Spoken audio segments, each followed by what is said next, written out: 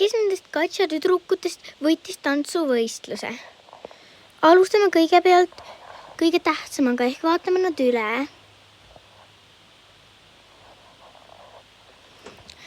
Nii. Esiteks, ta silmad olid lahti. Vaatame, kes välja lähevad.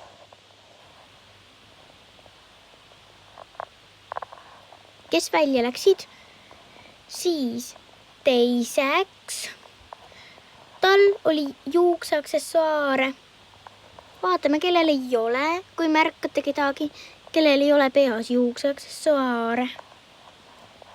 Järgmiseks, ta ei kandnud ka kingapaelu.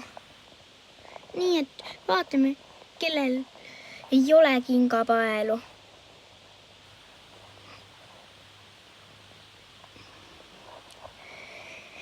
Ja nüüd tal olid kingad, mitte saapad, osad on siis saapad. Vaadake, kellel olid kingad.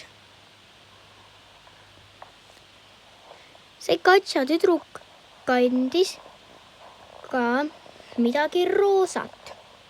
Kõik üle, kellel on midagi roosat.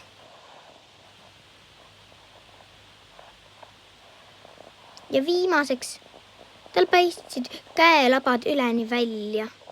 Mõndadel ei paista. Aga temal paistsid mõlemad käelabad välja. Kui te teate, milline ta nendest on, siis öelge la. Sest nüüd ma paljastan kohe vastuse. Tadaa! Tema. Esiteks, tal on silmad lahti, käed paistavad, kingad, kingapaelu pole ja tal on juukseaksessuaarid ja silmad on lahti. Nii et tema ja midagi roosat on ka.